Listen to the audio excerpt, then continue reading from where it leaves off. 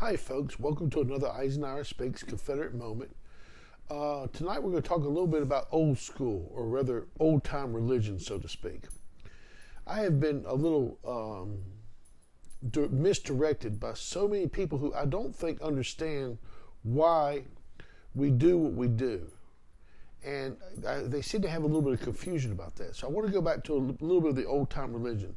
Later on, we'll put up on the thing where you'll see the T-shirt I'm wearing is actually the T-shirt of what we used to call the Pelham Chapel, and it's actually the Confederate War Memorial behind the Museum of Fine Arts in Richmond, Virginia.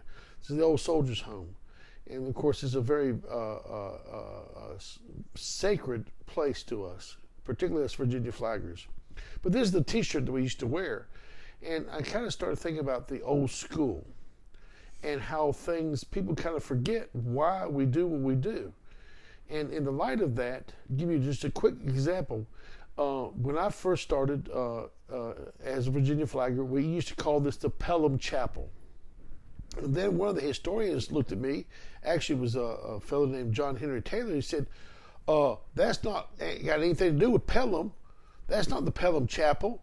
That's the Confederate War Memorial. And we were like, oh no, it's just the Pelham. And we started doing research, and it seemed that over time, there's a stained glass window in there, among quite a few stained glass windows, very pretty, that Pelham is mentioned. And so it just became kind of, the SCV started calling it the Pelham Chapel, but it had nothing to do with Pelham whatsoever. It was just a name on a stained glass window. It is actually the Confederate War Memorial. And it was a very important distinguishing factor because we want to be truthful in our history. So this T-shirt is kind of a reminder of that. We used to wear these with the flags and stuff on the front. I won't go into the importance of all this because that's about the story about Virginia flaggers, and many of you do know that. Some of you don't. But what I do want to get to is the Sons of Confederate Veterans specifically. I'm not talking about necessarily an individual division, but the Sons of Confederate Veterans in general. I have had a bugaboo from some time now about the fact that we have cut out part of the charge that we all say. We sit there in our meetings and we all say the charge, but the charge that we are hearing is a cut version. And this was to me just a horrible thing to do to the actual charge, because it's going back to the old time religion. It's like when the SCV National changed it, and they did this about 10 years ago. I forgot which convention they were at, but they actually had a vote to take off the last 3 sentences of the charge. And many of you have never heard it. Some of you old timers go, oh yeah, I remember that. But the question is, why do they do it? I don't really know. I suspect because when I tell you what this charge is, you'll kind of understand that they were being politically correct, I think. I could be wrong, but that is my opinion. But I do want to read to you the actual full charge of S.D. Lee that's given to the Sons of Confederate Veterans. And excuse me for kind of reading it, but I got to read it here. Okay, I got the paper. To you, Sons of Confederate Veterans, we will commit the vindication for the cause which we fought, which you fought. To your strength will be given the defense of the Confederate soldier's good name, the guardianship of his history, the emulation of his virtues, the perpetuation of those principles which he loved and which you also, and whose ideas made him glorious, which you also cherish. Now that is the charge the SCV now says. Most of you camps have read this and you understand what I just said. This is what was cut out. This is the next sentence. Are you ready to die for your country? Are you also, is your life worthy to be remembered along with theirs? Do you choose for yourself this greatness of soul? Not in the clamor of the crowded streets, not in the shouts and opponents of the throng, but in ourselves, our triumph and defeat. It's kind of heavy when you start kind of letting that sink in. First of all, I don't think any American, male or female, to be honest with you, would say they're not willing to die for this country. We have a tremendous amount of patriots throughout this country. I'm talking about in all stratospheres of society. So to sit there and say, are you willing to die for your country? That to me is like, well, yes, I'm American, yes. Then it says, are you worthy to be remembered? Now that's where we get into this thing.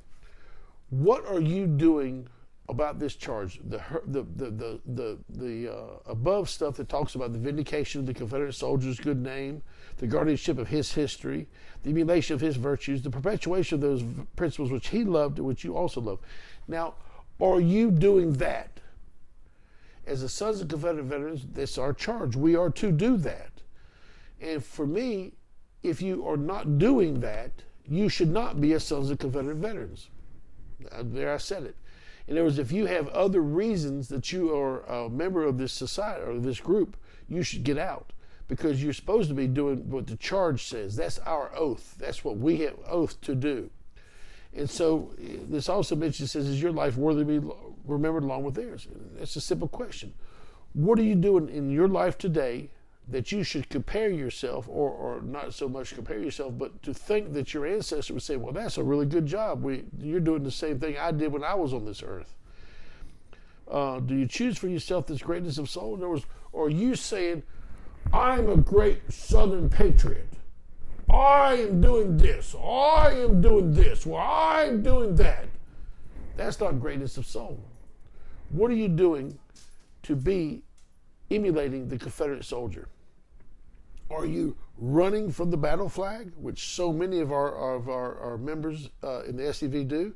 They say, well, the battle flag upsets people while it's carried by racist organizations and stuff, and it hurts. It's the battle flag. That's what the soldiers fall under. We're talking about the soldiers here. So if you think that flag is racist or whatever, then get out of this organization. You shouldn't be near us. The battle flag is our rallying point. That is what we are about, the Confederate soldier. That was his flag. He died and fought under that flag. And so if you think that, well, if you just did the first national, or if you did the second national, if you did whatever, or the Bonnie Blue or something, they don't know what that is or whatever, that is running from the colors. That is wrong. That is one of the reasons why the Virginia flaggers were created, because we do not run from the colors. We go to the battle flag, because it's where the battle is happening that we want to be. That's where the colors are, is where the battle is happening, and that's where we run to. If we're emulating the Confederate soldier, it doesn't mean that we're great or anything better than anybody else, but we're trying to be upholding our oath, or saying that we're going to emulate and perpetuate their history, not our history, their history. So if you're doing this for, let's just say, a bunch of medals, for cleaning graves, which is a great thing, or for putting up flagpoles for whatever reason, that's a great thing.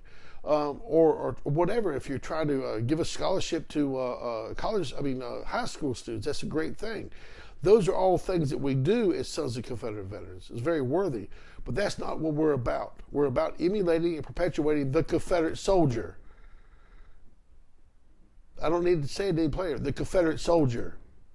So if you're in this organization for any other purpose, you're in the wrong organization. And there's so many amongst us who are in this organization for the wrong reason. They get all high and mighty about how they do this and they do that and all this, and they're not going to put up with that. While that does not, that's just not Christian or whatever.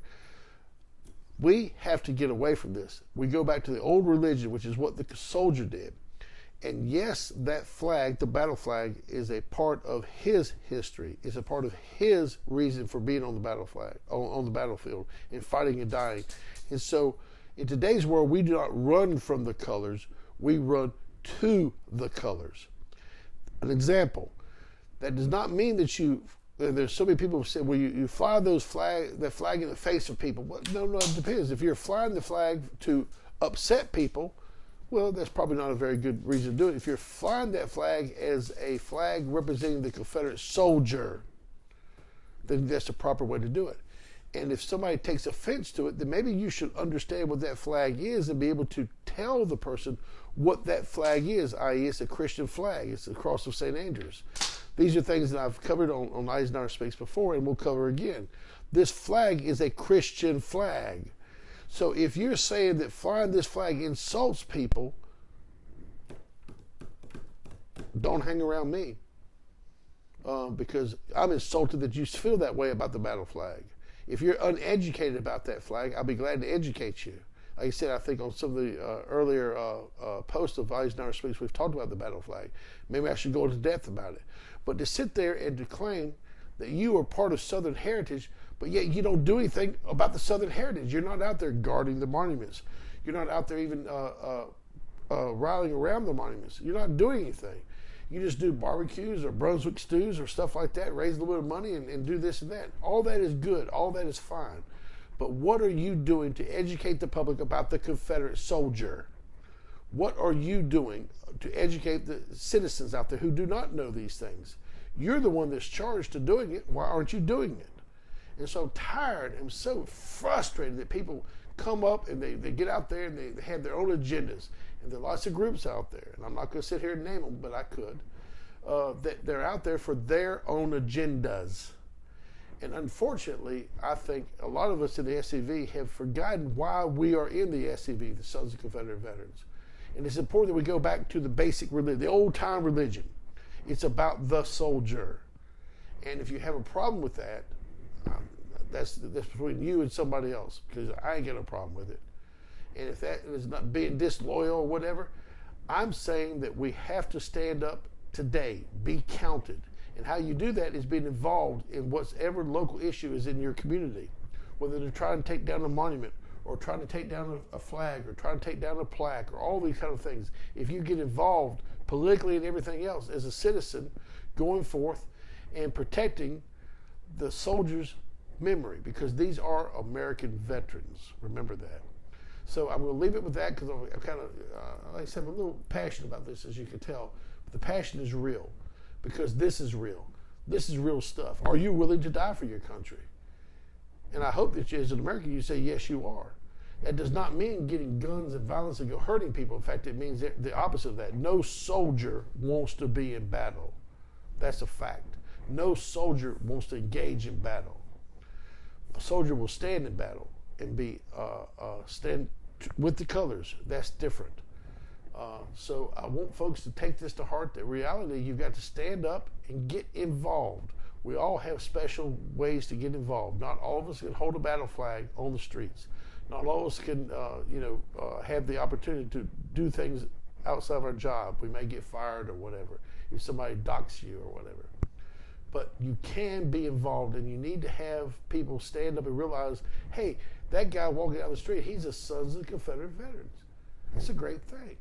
I have a great heritage. I have a great honor to being a son of a Confederate veteran. That's amazing to me.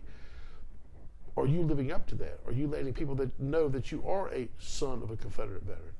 If not,